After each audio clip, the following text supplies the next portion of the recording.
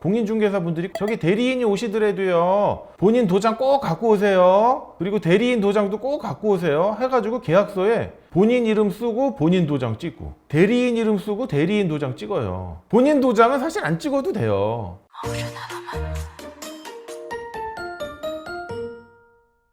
안녕하세요. 신탁의 신 오상민 변호사입니다. 이번 영상은요 좀 딱딱한 신탁 관련 주제에서 벗어나서 일반 민사법적인 주제를 설명드리도록 하겠습니다. 대리인과 계약할 때의 주의사항에 대해서 설명을 드리려고 하는데요, 대리인과 사자는 어떠한 차이가 있는지도 함께 설명드리도록 하겠습니다. 여러분, 대리인이라고 하는 거는요 본인의 법률 행위를 모두 대리할 수 있는 자를 의미합니다. 그러면 대리인이 본인과 같이 모든 것을 다 할 수 있느냐? 그거는 아니고요. 법률적으로는 이제 수권사항이라고 하는데 본인으로부터 위임받은 사항에 한정해서 본인과 동등하게 모든 법률 행위를 할 수 있는 자예요. 그렇기 때문에 계약을 체결할 때 대리인이 와서 계약을 체결한다라고 하면은 본인 이름을 적을 필요가 없어요. 대리인이 와서 기명날인 또는 서명날인을 하면 됩니다. 여기서 기명날인과 서명날인의 차이를 설명드릴 텐데요, 말 그대로 기명날인은 이름이 이미 인쇄된 글자로 기재되어 있고 거기에 날인을 하는 겁니다.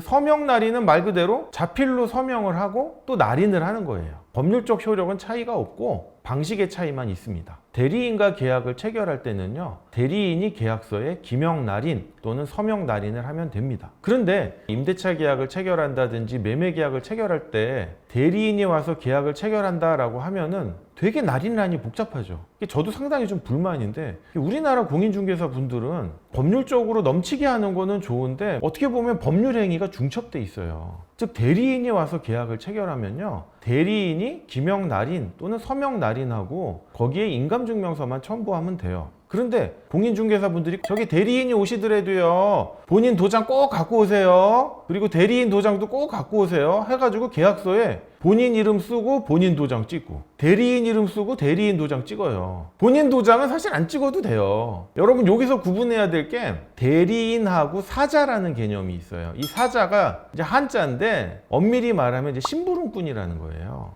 심부름꾼은 본인의 행위를 대리하여 하는 게 아니라 본인의 행위를 대신하는 사람이에요. 즉 이런 거죠. 본인이 계약을 직접 체결해야 되는데 뭐 갑자기 교통사고가 났다거나 해가지고 직접 계약을 체결하지 못하는 사정이 생겼어요. 그래서 제 아들을 보낼 테니까 제 아들을 통해서 인감도장이랑 인감증명서 보내서 계약을 체결하게 하세요 라고 하면은 그 아들은 대리인이 아니라 사자예요. 심부름꾼이에요. 즉 이거를 법률적으로는 본인의 늘어난 팔이라고 해요. 그러니까 아까 계약서에 본인 도장 찍은 거는 사자로서 찍은 거고 대리인 도장 찍은 거는 대리인으로서 찍은 거고, 그러니까 이게 법률 행위가 도대체 뭐냐 이거죠. 사자로서 본인 도장을 찍고 대리인으로서 대리인 도장을 찍으면 그냥 모든 법률 효과가 중첩적으로 생기게 됩니다. 뭐 나쁠 건 없어요. 넘치게 해서 나쁠 건 없고 뭐 무익할 수는 있어도 유해하진 않으니까요. 근데 대리인 제도를 이용한다는 건 뭡니까? 본인이 직접 오지 않아도 되고 본인 도장을 찍지 않아도 된다는 건데, 그러면 왜 대리인으로 계약을 하는지 모르겠어요. 그렇게 하라고 한다면 대리인 제도 자체가 의미가 없어지잖아요. 그러면 대리인과 계약할 때의 주의사항입니다. 아까 대리인과 계약 체결할 때 계약서에 대리인의 기명날인 또는 서명날인만 있으면 되고 대리인의 인감증명서만 첨부하면 된다고 했습니다. 하지만 본인의 위임장이 꼭 있어야 돼요. 그 위임장에 본인의 인감증명서가 첨부되어 있어야 되고요. 그 다음에 그 위임장에 수권사항의 내용, 즉 위임받은 내용이 무엇인지를 확인하셔야 돼요. 위임받은 범위 내에서만 대리인이 본인하고 똑같이 법률행위를 할 수 있기 때문에 위임받지 않은 사항은 대리인이 할 수가 없는 거예요. 그 다음에 이거는 법률적으로 규정된 것은 아닌데 인감증명서가 1개월 이내에 발급된 것인지를 꼭 확인하셔야 되고요. 그 인감증명서가 대리인 발급이 아닌 본인 발급인지 여부를 꼭 확인하셔야 됩니다. 여러분, 대리인이 본인 인감도장을 절취한다거나 위조해서 계약을 체결할 수도 있잖아요. 그렇기 때문에 계약을 체결하고 나서요 본인하고 꼭 전화통화를 하셔서 이거 대리인 보내서 대리인과 본인과 계약 체결하게 한 것 맞냐? 라는 통화를 하시고 반드시 녹음을 하셔야 됩니다. 그게 미안한 게 아니에요. 왜냐하면 그거를 이용한 사기 사건들이 많이 발생하고 있어요. 아니 저기 본인이 해외에 계시는데 지금 저녁 시간이어서 통화가 안 된다라고 하시면 사전에 본인과 통화해서 계약 체결일 날 대리인 누구누구 보내시는 거 맞고 이러한 계약을 대리인을 통해서 체결하는 게 맞냐라고 확인을 하시고요. 계약이 체결된 이후에 문자나 카톡, 통화 등으로 사후에 한 번 더 확인을 하셔야 됩니다. 그래야 제일 안전해요. 왜냐하면 제가 최근에 처리했던 사례인데요. 이분이 어떤 분하고 매매 계약을 체결했는데 그 상대방 분이 해외에 계세요. 그러다 보니까 상대방 분의 아버지가 대리인으로서 계약을 체결을 했어요. 다 계약도 체결되고 잔금을 납부하려고 하는데 떡하니 그곳에 재개발 이슈가 딱 뜬 겁니다. 그러니까 해외에 있던 본인이 평소에는 잘 연락도 안 되다가 저는 아버지에게 이러한 대리권을 넘긴 적이 없습니다. 그리고 심지어 저희 아버지는 치매 상태세요. 이런 계약을 할 수가 없어요. 딱 오리발을 내미는 거예요. 그래서 저희가 증거를 다 찾아냈죠. 왜냐하면 이 매매 계약 과정에서요. 저의 의뢰인이 상대방 본인하고요. 직접적인 연락은 하지 않았지만 중간에